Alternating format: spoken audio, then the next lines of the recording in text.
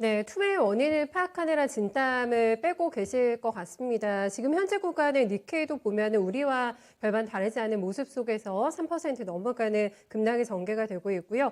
앞에서도 잠깐 언급드렸다시피 헝다, 제2의 헝다가 또 나오지 않을까 싶어요. 판타지아라는 부동산 개발사라고 하는데 어제 만기도래한 채권을 결국에는 상환하지 못했다고 합니다. 결국에는 뭐라고 해야 될까? 전위의 현실화 가능성? 네, 이런 부분에 대한 공포감이 자리 잡고 있지 않을까 싶은데요.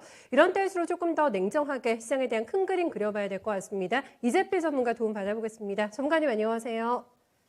예, 안녕하십니까? 네, 사실 정말 편치가 않은 안녕하지가 못할 오늘 시장이지 않을까 싶은데 간단하게 오늘 투매 원인 파악을 전문가님 어떻게 하고 계신지 좀 여쭤보고 싶거든요. 일단 뭐 여러 가지 원인이 합쳤다라고 봐야 되겠죠. 미국 쪽에서 해결돼야 될 부채 한도 뭐 이런 부분들이 해결되지가 않고, 네. 그리고 또 중국 쪽에서는 또 마찬가지 앞에서 말씀해 주셨듯이 헝다 2탄, 3탄 이런 것들이 계속 연이어 나오지 않을까 하는 우려감, 그리고 국내적으로는 이 선물 시장 쪽의 수급이 계속해서 외국인들이 상당히 공격적으로 이 매도 포지션을 강하게 하고 거기다 미결 작전까지 늘어난다라는 거, 이런 부분들이 전부 다 합쳐져서 이런 결과가 나오고 있다라고 보고 있습니다. 음, 알겠습니다. 한두 가지가 아닌 원인이다. 정말 많은 난제들을 끌어안고 네, 오늘 장에 또 극복해야 되는 많은 숙제들을 다시 한번 저희가 생각을 해보게 되는데요. 일단 오늘의 주제부터 공개하고 얘기 저희 시작해 보도록 하겠습니다. 주제 함께 보시죠. 네, 오늘의 주제는 공포를 사야 될까? 아마 가장 많은 질문을 던지시는 의문표이실 것 같아요. 전문가님 사야 됩니까? 공포? 예, 뭐 결론적으로 말씀드리면 이 시장 같은 경우는 지난번에 저 6월 말쯤에 그때부터 조정이 시작됐었는데요. 그 논리가 뭐였냐면 이게 저 작년 11월 달부터 시작해서 월봉상 8개 연속 양선이 출현을 했습니다. 그리고 그 상승폭 같은 경우도 굉장히 큰 모습이었죠. 그렇기 때문에 뭐 이게 역사상 8개 양선이 난 적이 2017년도에 딱 한 번 있었어요. 그리고 그 전에는 계속해서 6개까지가 최고 양선이 많이 났던 그런 케이스였습니다. 자, 뭐 그렇다면 조정받을 때도 어느 정도 됐었기 때문에 뭐 그런 논리가 좀 있을 수 있었고요. 또 그런 것들이 그대로 좀 맞아 들어가는 그런 모습이었습니다. 자, 지금 현재 상태는 어떨까요? 지금 7월달, 8월달, 9월달, 10월달 이렇게 10월 초지만요. 월봉상 음선이 4개 연속 출현하고 있습니다.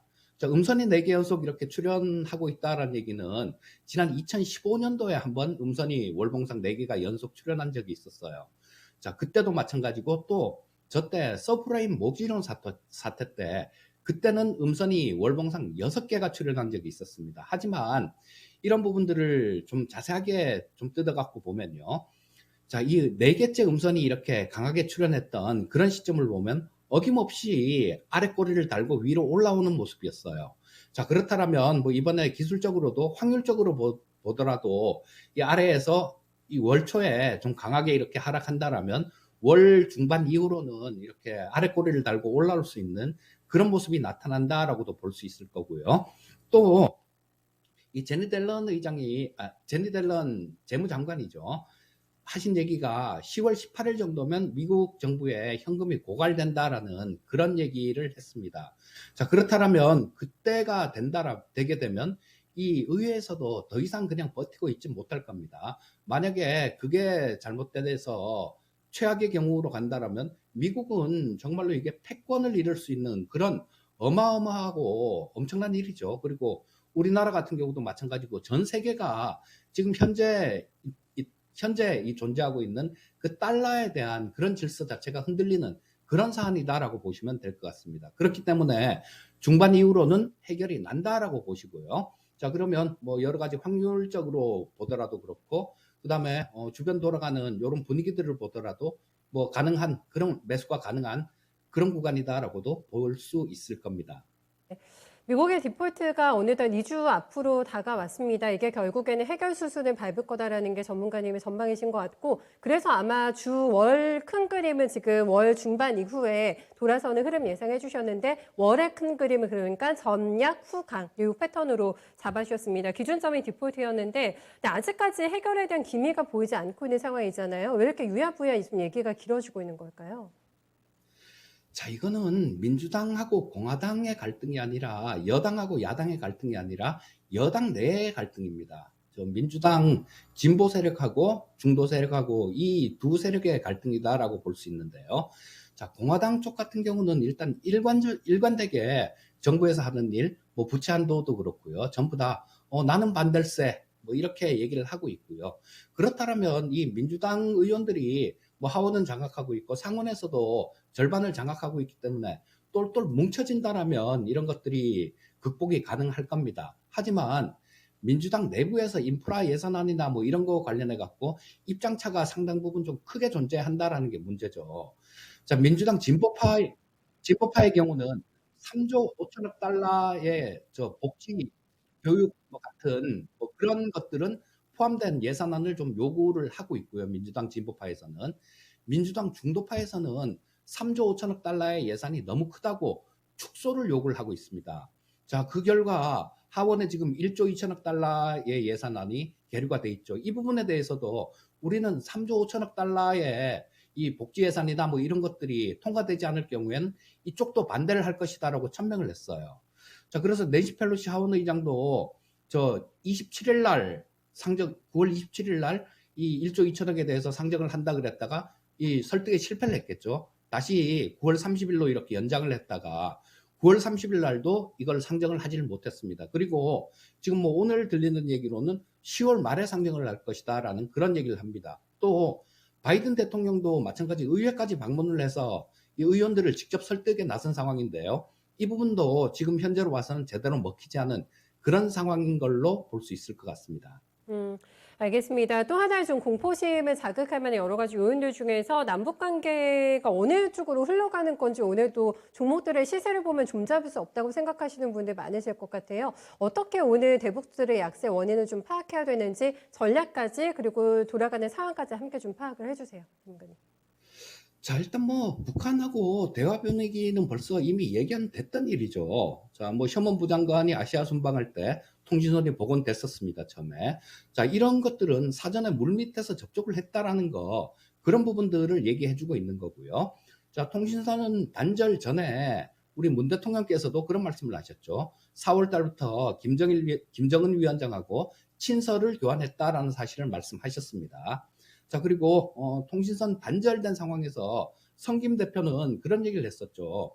뭐 우리나라에 왔다가 다시 미국에 갔다가 그다음에 또 일본까지 다시 와서 이렇게 북한 관련되는 그런 대표들과 계속해서 얘기를 이렇게 이어갔는데요. 성김 대표 같은 경우는 북한 친구들이라는 그런 표현을 썼습니다. 그리고 또 이 부분에서도 마찬가지, 다른 부분에서도 마찬가지, 뭐 제발 좀 응답 좀 해라, 뭐 이런 식으로 얘기를 했어요.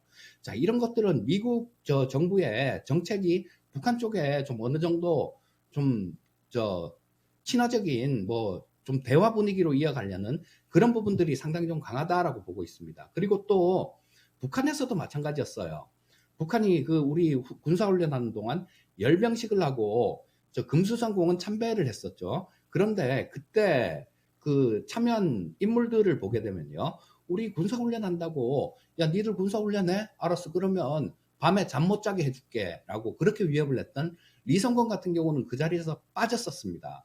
자, 그렇다면 뭐 이런 분위기 같은 경우는, 북한도 대화를 원한다라는 그런 분위기로 해석을 해야 되겠죠. 즉, 자, 뭐 이런 정황들은 남한, 북한, 미국 전부 다 합쳐서 다들 대화 분위기를 원하고 있다는 그런 증거로 볼 수 있을 것 같고요. 뭐 중국 역시 마찬가지로 평화올림픽에 대한 분위기가 열망이 좀 있을 거니까 뭐 남북 평화 분위기는 나쁘지 않은 그런 선택이다라고 볼 수 있을 것 같고요. 자, 그래서 모든가 원하는 그런 평화 분위기니까 변수는 있어도 관계 개선은 계속 될 걸로 그렇게 볼 수 있다라는 생각입니다. 또 오늘 이게 하락하고 있는 이유는 그렇게 보셔야 돼요. 자, 지금 그때 7월 달부터 시작해갖고 7월 말부터 시작해갖고 지수가 한 250포인트 정도 빠졌습니다. 그런데 지금 뭐 요즘 이 가장 대장 역할을 하고 있는 신혼 같은 종목은 뭐 엊그저께 기준으로 더블이 넘게 갔다 왔습니다.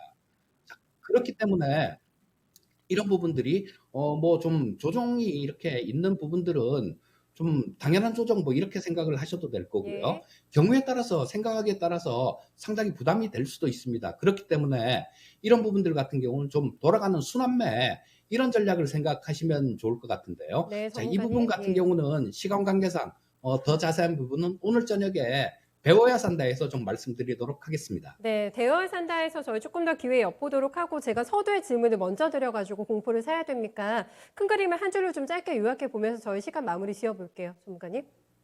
예, 뭐 지금부터 추가 하락하는 부분들은 매수 기회로 작용한다. 요렇게 말씀드리겠습니다. 딱 잘라서 말씀드릴게요. 지금 저 하락 시에 매수를 하면 이달 말쯤에는 상당히 좋은 웃을 수 있는 그런 투자가 되실 겁니다. 알겠습니다. 그날을 저희가 기원하면서 여기서 인사드릴게요. 오늘 수고 많으셨습니다. 고맙습니다. 예, 감사합니다. 네.